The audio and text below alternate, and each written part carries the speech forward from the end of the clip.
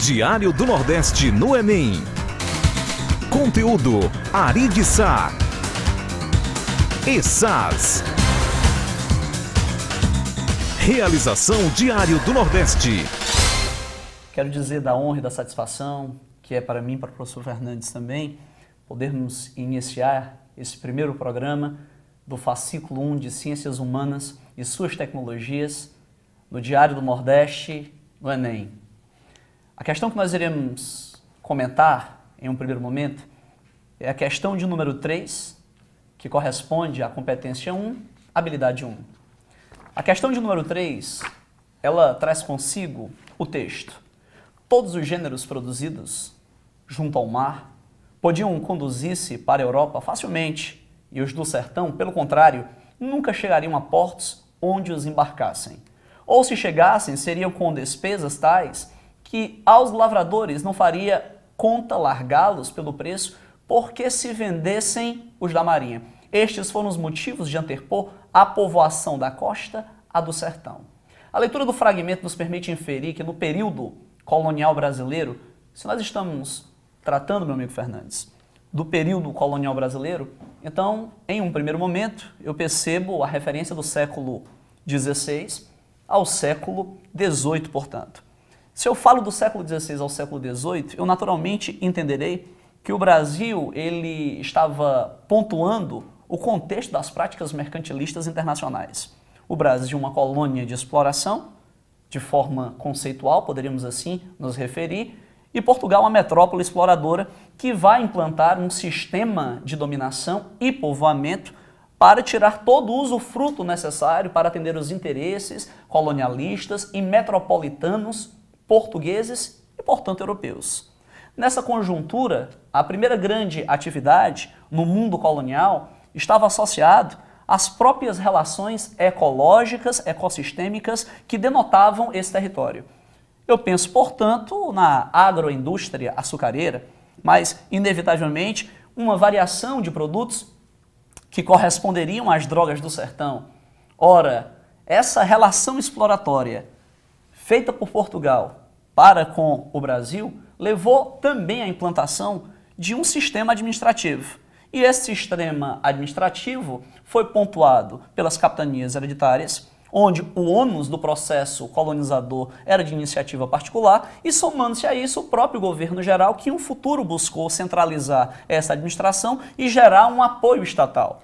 E nesse processo, inclusive, de ocupação da região litorânea, na área exatamente onde foi desenvolvida a atividade açucareira, a qual o Davi falou agora há pouco, também teve um processo de desenvolvimento de estruturas agrárias importantes, aonde o rei de Portugal passaria a comandar o sistema a partir das Sesmarias. O sistema fundiário brasileiro ele começa exatamente a partir dos anos de 1530, o processo de ocupação, importante atividade para ocupar o Brasil, para não perder e não ceder o espaço para os atos de pirataria, pautados em grandes propriedades. E aí o rei de Portugal concede terras, as cartas de doação, sistema fundiário que vai perdurar até 1822 oficialmente. Somente a partir desse momento é que a gente vai ter uma substituição, uma mudança no processo exatamente fundiário brasileiro. Nesse primeiro momento, né, Davi, o sistema das capitanias hereditárias de cunho particular passam a desenvolver uma sociedade completamente diferenciada. E aí nessa região a gente vai ter um impacto ambiental, você falava do ecossistema. Essa região, a qual o Davi vai já especificar exatamente, é uma região de zona de mata atlântica brasileira, aonde um pouquinho antes desse processo, no período ainda pré-colonialista, entre 1502 e 1503, o nosso queridíssimo Dom Fernando, ele vai receber o direito a monopolizar uma madeira nobre no Brasil, que daria o nome ao país, o pau-brasil, ao qual exatamente nós teremos referências importantes na historiografia do Brasil, inclusive na cultura, certo? E nesse momento a gente vai ter o início da degradação desse importante ecossistema, que tem um índice de degradação hoje superior a 96%. Uma mata tropical, higrófila, densa, latifoliada, perennifoliada. Não é isso? Eu posso então entender que existia no Brasil desse período uma cultura exploratória transferida e implantada pelo mercantilismo europeu evidentemente liderado por portugueses, e esses portugueses que para cá vieram eram pertencentes a uma baixa nobreza. Quando nós imaginamos, portanto, essas relações culturais, nós estamos considerando uma relação de cultura predatória e extrativa.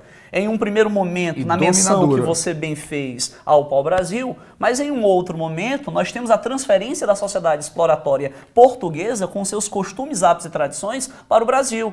A sociedade colonial, gente, nada mais é do que o transporte do mundo europeu para cá em toda a sua perspectiva exploratória, em todo o desejo de tentar construir aqui uma Europa que viesse, portanto, a atender os desígnios metropolitanos quanto à sustentabilidade do Estado absolutista português. Ora, Fernandes fez a referência no que concerniria ao litoral. Então, a atividade exploratória, ela é realmente litorânea, como nós iremos, portanto, apresentar na alternativa B.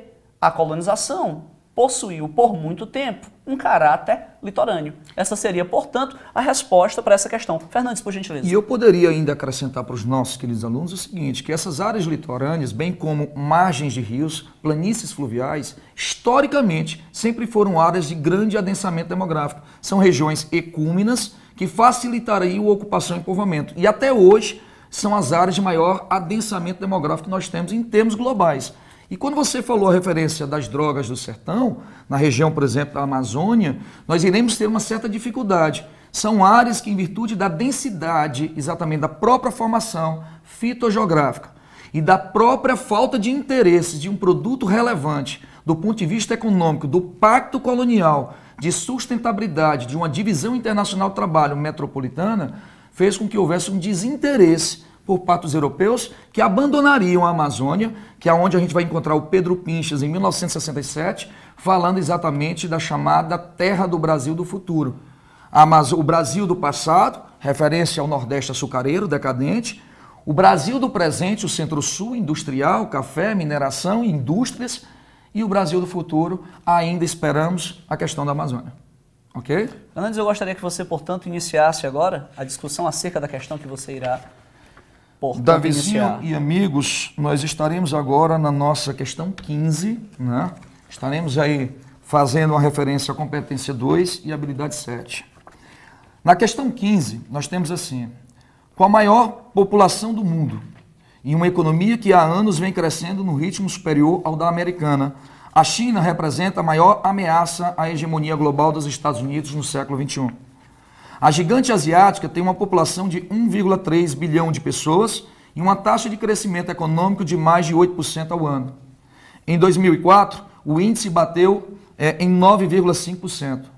Se a expansão se mantiver nesse nível, a China deverá ultrapassar os Estados Unidos e se tornar a maior economia do mundo ainda na primeira metade desse século. A China já foi apontada pela CIA, Serviço Secreto Americano, como uma das 3 ameaças aos Estados Unidos, ao lado do terrorismo e das armas de destruição em massa. O atual vice-secretário de Defesa americano, Paul, já comparou a ascensão chinesa com a da Alemanha, do início do século passado. No imaginário dos neoconservadores americanos, o colosso chinês é uma espécie de União Soviética Asiática que ameaça influenciar outros países com o seu modelo único, que mistura um regime político comunista com uma economia de mercado. Na opinião de muitos estudiosos, um confronto entre China e Estados Unidos será inevitável no futuro. Bom, amigos e Davi, nós estamos falando de uma economia que desde 1978 vem apresentando um ritmo de crescimento superior a 9% em média global. Certo? Eu estou falando de uma economia que vem devorando exatamente mercados globalizados. A partir dos anos 70, quando da ruptura União Soviética e China, a China ficou isolada no mercado mundial. E aí o presidente inteligentemente americano, Richard Nixon, ensaia uma aproximação capitalista com a China. A gente começa a perceber um processo de aproximação da China ao mercado, embora uma manutenção de estruturas políticas que sejam socialistas. O Deng Xiaoping, ele vai influenciar em 1978 o governo chinês para uma abertura ao mercado, criando as chamadas zonas econômicas especiais ou exclusivas, que se situa na região nordeste da China como uma área de grande processo de industrialização e inserção de capitais, tanto de chineses que haviam fugido em 1949, exatamente da luta comunista, da guerra chinesa pela questão do controle do Partido Kuomintang de Kai-shek. Muitos empresários situados em Taiwan retornaram com investimentos à região nordeste chinesa apoiadas pelo Estado comunista, bem como investimentos americanos, que passaram a trazer para a região chinesa investimentos e atração de indústrias, criando exatamente uma área industrial dentro de um modelo socialista, de um modelo fechado. Um regime, amigos, que até bem pouco tempo, né, era tão fechado que não tinha sequer uma abertura da economia. Um regime tão fechado que pouco se falava, que se filmava, que se comentava sobre o país. E que hoje, gradativamente, apresenta sinais de abertura, embora que politicamente se mantenha um regime completamente fechado. Então eu posso entender que a China, no presente momento, e desde os anos 80, ela caminha para aquilo que nós hoje reconhecemos enquanto uma perestroika sem glasnost. A China fez uma abertura econômica sem, de fato, ter alcançado uma abertura política. A China poderia, portanto, ser vista hoje como um modelo de socialismo de mercado ou capitalismo de Estado, onde os chineses conseguem se valer de sua importante posição estratégica e, ao mesmo tempo, um volume de mão de obra significativamente barata. E, além disso, não podemos deixar de reafirmar o que você bem falou. No governo de Deng Xiaoping, iniciou-se a política das 4 modernizações. E essas modernizações elas perpassaram a agricultura, a indústria, tecnologia e o sistema de defesa. Isso possibilitou um desenvolvimento extraordinário que fez com que o capitalismo, em suas crises cíclicas, acabasse sendo sustentado, meus amigos, por esse modelo, pelo modelo chinês. Então, Fernandes, eu acredito que a China seria, portanto, o novo colosso do século XXI. A crise de 2008, inclusive, ela só foi resgatada porque a China conseguia ter um crescimento anterior à crise superior a 8%. E no ano da crise, a China crescia 8%, portanto. Não é só, portanto, a combinação de posição estratégica, matéria-prima e mão de obra barata. A China, ela apresenta de maneira consistente um desenvolvimento tecnológico. Fernandes, o que é que você teria a dizer, portanto, da China no que concerne à atualidade? Dentro dessa visão, a gente vai ter uma visão um pouco mais futurística. Quais seriam os grandes desafios que esse país hoje pode enfrentar em 5, 10, 15 anos? Hoje, o que o governo chinês tem de concreto para enfrentar essa crise? Para que você tenha uma ideia hoje, o governo chinês faz grandes investimentos na África. Me perdoe, posso pensar numa população de 1 bilhão e 300 milhões de habitantes aproximadamente? 1,35, 1,37. E posso imaginar perfeito. Também uma classe média que supera 600 milhões de habitantes? Em média. E posso imaginar que essa classe média está se desenvolvendo no universo científico, mas ao mesmo tempo se politizando. E isso é um outro desafio para esse governo. Não só esse desafio político, que vai requerer exatamente democracia, aberturas, sustentabilidades ambientais. Não podemos esquecer que a China hoje é o país que mais polui, e aí a gente está exatamente no meio à discussão da Eco Rio +20, né? Uma discussão de sustentabilidade do planeta, em que a gente tem responsabilidades, um crédito de carbono que a China terá de cumprir em pouquíssimo prazo, que vai ser pré-determinado até 2015. Nós temos um desafio da China em equilibrar a população de 1,35 bilhão ao processo de envelhecimento demográfico. E aí vai afetar onde? A mão de obra barata que o Davi falava agora há pouco, que é ameaçada por esse envelhecimento. Então eu preciso de uma renovação de mão de obra. Ao mesmo tempo, Davi, a gente tem um outro desafio. Qual é o outro desafio? A minha classe média está crescendo. Isso é uma estratégia do governo que só é possível por quê? Porque o dragão asiático, como assim é conhecido, a economia chinesa, que engole mercados pelos produtos normalmente de baixa qualidade, mas com preços bastante acessíveis. Esses produtos estão sendo manufaturados agora no centro da África. Então o que o chinês está articulando? A produção de produtos de menor valor, de baixa qualidade, com a exploração de uma mão de obra africana, para que internamente, com o conhecimento científico e tecnológico que ele vem desenvolvendo, como você bem falou agora há pouco, ele possa desenvolver uma tecnologia com produtos de melhor qualidade. E com isso eu vou ter o quê? Uma melhoria da mão de obra em termos salariais. A mão de obra chinesa barata está sendo encarecida. Então eu preciso de tecnologias, de produtos tecnologicamente avançados que deem um valor agregado. E ao mesmo tempo tem um detalhe interessante e estratégico para a China. Enquanto o mundo briga por mercado consumidor, a China sozinha tem 20% do mercado mundial em população. O desafio é transformar essa população em potencial consumidor. Então eu tenho que melhorar o quê? O preço da mão de obra. Mas para encarecer o preço e manter o nível de crescimento, eu desloco a produtividade. Vou buscar mão de obra barata.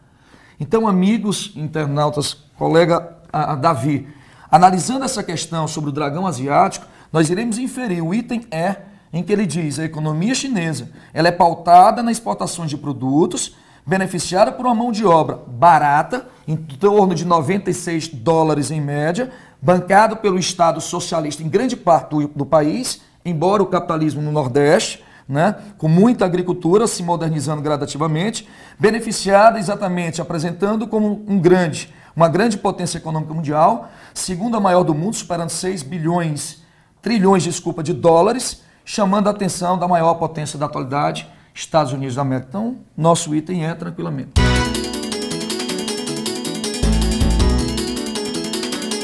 Professor Fernandes, eu gostaria de saber quais os desafios a China terá de enfrentar para cumprir seu papel como grande potência ao lado dos Estados Unidos. Sua pergunta é bem interessante, bem pertinente ao tema que a gente acabava de discursar. Além dos desafios que a gente falou, da questão exatamente ambiental, da questão estratégica de se buscar a conciliação entre economia crescente, crescimento de potencial de consumo, as alianças hoje na China são fundamentais. E que alianças seriam essas? A constituição dos chamados BRICS, o acordo com países emergentes, Brasil, Rússia, Índia, China e África do Sul, do qual a gente vai perceber um fortalecimento de todos os países emergentes contra exatamente um sistema imposto pelas grandes potências tradicionalmente. E dentro dessa perspectiva, cada país deverá fornecer, dentro dessa conjuntura, produtos que especificamente não possam concorrer entre si. Então a China ela vai conciliar esse crescimento, esse desenvolvimento com os acordos multilaterais dentro dos BRICS, a fim exatamente de combater o processo de evolução e de desenvolvimento de políticas internacionais que possam exatamente permear ou ameaçar o potencial de produção da China. Nesse processo também, já que a China recentemente foi inserida junto à OMC, Organização Mundial de Comércio, a China deve obrigatoriamente melhorar a qualidade de seus produtos. Já percebemos exatamente o setor tecnológico chinês em avanço, as grandes empresas automobilísticas chinesas se expandindo em termos globais e atingindo países emergentes. É uma tentativa do governo chinês de se inserir num mercado novo para ele, certo? Como fornecedor de produtos de grande valor agregado. Então o desafio da economia chinesa é conter todo esse boom de crescimento econômico dos últimos 34 anos, desde os anos 70, fim dos anos 70 e 78, e controlar exatamente esse ritmo crescente sem perder exatamente os seus mercados.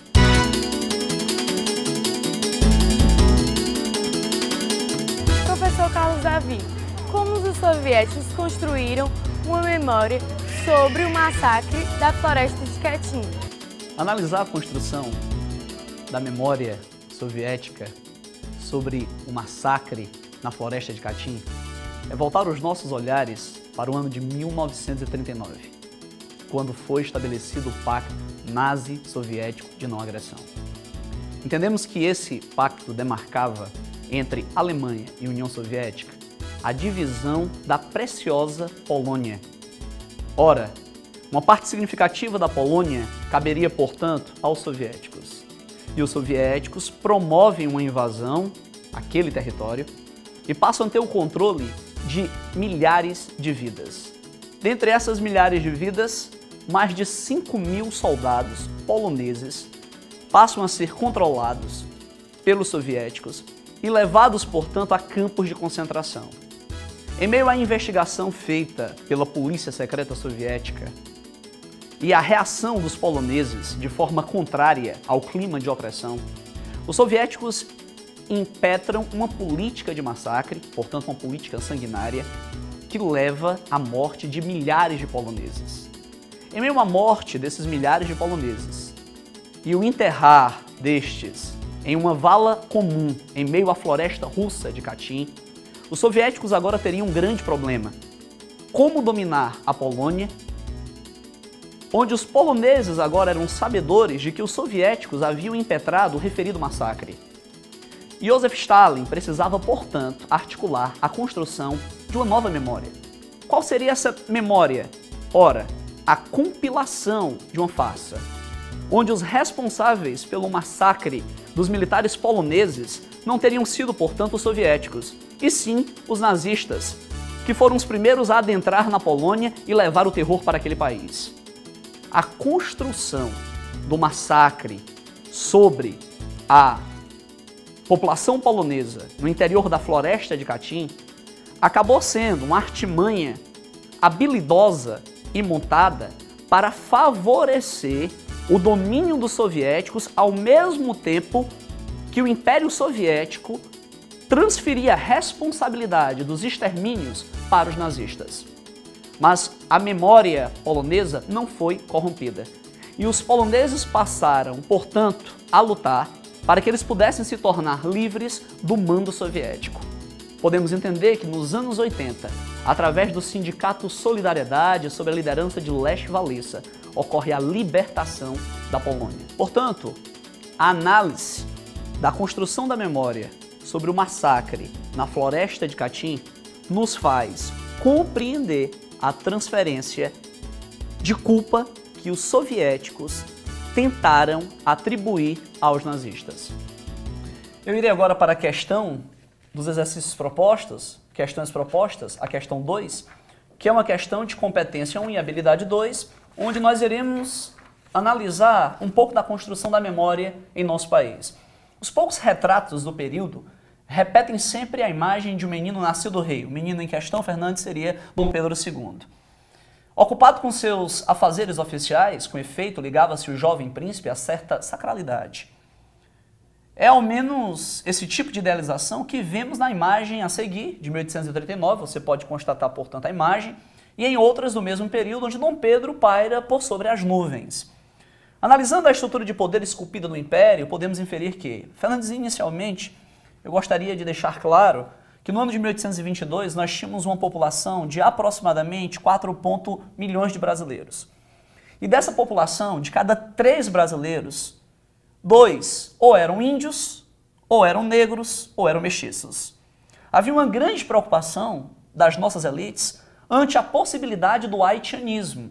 O que seria o haitianismo? Ora, a revolução popular de orientação republicana e abolicionista que poderia alcançar o controle político sob a liderança das massas em nosso país.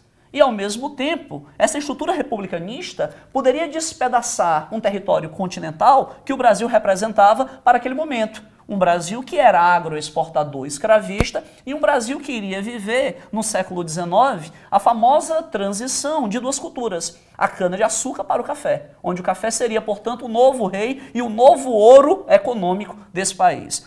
Interessante nós lembrarmos que é construída uma memória sacra. Dom Pedro II ele sempre vai aparecer entre nuvens. Ele vai sempre ser apresentado como uma figura de grande reputação e moral. É o primeiro imperador verdadeiramente brasileiro e sucessor de grandes coroas na Europa. Então esse Dom Pedro, ele é revelado para as massas como alguém austero, digno de contemplação, uma espécie de salvador da estrutura nacional. Mas porque a elite permeia a idealização, a construção dessa memória de tradições, o esculpir dessa cultura para com as massas, para com o jogo popular de poder, porque naturalmente a elite aristocrática queria impedir qualquer ameaça, partindo da década de 40 do século XIX, ou ainda da própria década de 30, de ascensões de líderes populares em nosso país. Portanto, nós entendemos que a construção de uma memória elitista, utilizando a figura de Dom Pedro, entrava no projeto de nossa elite aristocrática exportadora escravista para impedir, evidentemente, qualquer possibilidade de ascensão popular. Na letra... Perdão, Fernandes. Inclusive, a gente pode ver bem isso que o Davi está falando na década exatamente de 30 do século XIX, quando grandes movimentos sociais, alguns de caráter populista, no período regencial, ascendem num propósito exatamente de massas populares de proclamar a fragmentação territorial brasileira.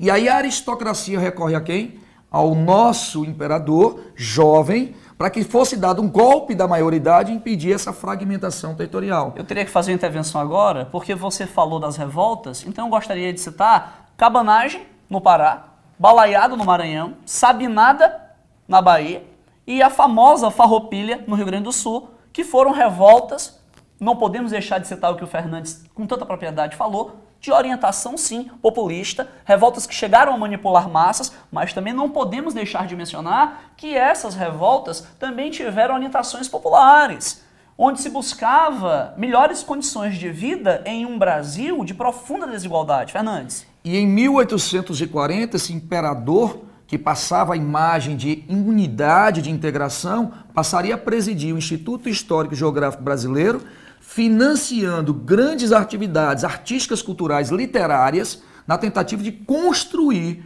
o que a gente vai chamar de brasileiridade, ou seja, criar uma identidade brasileira que não havia. Nós tínhamos grupos étnicos diferentes e uma reação, como o Davi bem colocou, exatamente aos grupos mestiços. Então a integração, a criação da nação brasileira partiria exatamente de uma obra elitizada na tentativa de se impedir isso. E aí vem os movimentos indianistas, na literatura, na música, o acréscimo exatamente no final do século XIX, na tentativa de unir um país. Dizia exatamente Demetrios Magnoli, né, no livro O Corpo da Pátria, que o Brasil se fez país antes de se fazer nação. Criamos uma independência em 1822, partida de uma elite, pautada exatamente numa solda escravista, num acordo entre uma elite aristocrática com um imperador que era o Dom Pedro I. Então era preciso unir toda essa massa e criar um sentimento, uma identidade nacional que nós não tínhamos até então. Então vamos criar um Brasil, como diria o Darcy Ribeiro, formação de um povo brasileiro.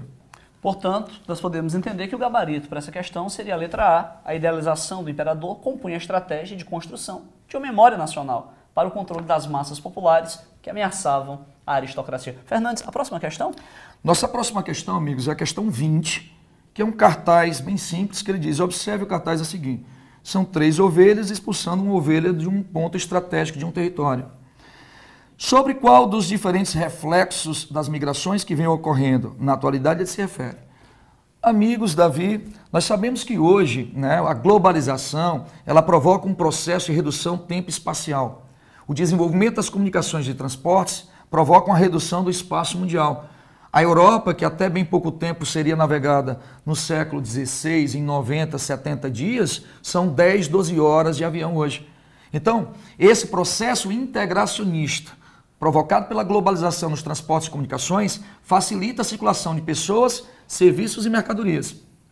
Sabendo desse processo de integração, principalmente no pós-90, com a queda da União Soviética, e essa mundialização financeira também, nós teremos um apoio maior, um processo exatamente das barreiras. Necessidade que alguns países tinham de atrair mão de obra mais barata para continuar o seu projeto exatamente desenvolvimentista.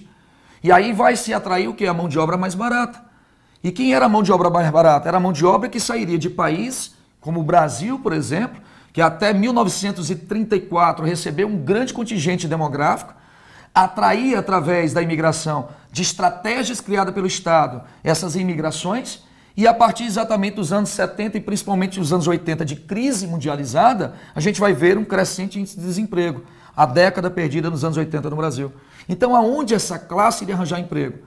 Aonde nós tivéssemos um crescimento, uma emergência e, ao mesmo tempo, uma necessidade de mão de obra provocada por um envelhecimento demográfico. Então, eu posso entender que a periferia do planeta acabou servindo aos interesses dos países ricos com a intencionalidade de fomentarem reconstrução e desenvolvimento. Contudo, essa periferia de imigrantes, uma vez sendo postas nesses países desenvolvidos, acabaram gerando uma série de demandas sociais.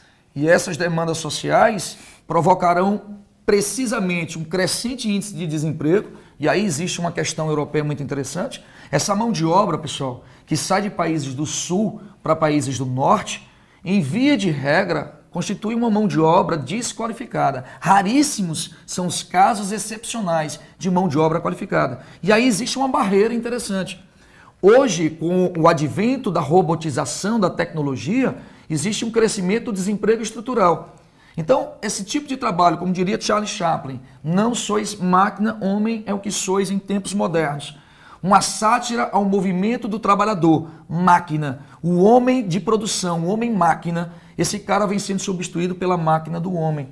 E nesse processo de substituição, esses caras ficam completamente marginalizados e ameaçam o sistema imposto nos países. A partir do momento em que marginalizados, periferizados, o Estado desses países desenvolvidos tem que subsidiá-los, criando exatamente uma demanda econômica e social que prejudicam esses países. E aí vem exatamente a ideia de que essas pessoas, em virtude exatamente do desemprego crescente, vimos agora recentemente a França com 10,7% de desemprego, crises econômicas, desempregos recessivos, conjunturais, associados aos desempregos estruturais, faz com que a gente tenha essa ameaça. E aí o que vai acontecer? Os países europeus vão fomentar uma ideia de xenofobia ou aversão aos imigrantes. E nesse caso a gente vai ter ondas inclusive neonazistas e violência aos países do sul, que faz com que a gente tenha barreiras. Lembrando que essas barreiras são constituídas a mão de obra desqualificada, porque a mão de obra qualificada sempre é muito bem-vinda. Nesse caso, amigos, o nosso item da questão 20 é exatamente o item B, quando ele fala que esse quadro ele mostra a intensificação da xenofobia, da aversão aos imigrantes. Fernandes, foi um grande prazer, portanto, ter ministrado essa aula ao lado do professor Fernandes. Um abraço a todos, ficaremos, portanto, aqui e até o próximo fascículo. Diário do Nordeste no Enem. Conteúdo: Ari Sá, ESAS. Realização Diário do Nordeste.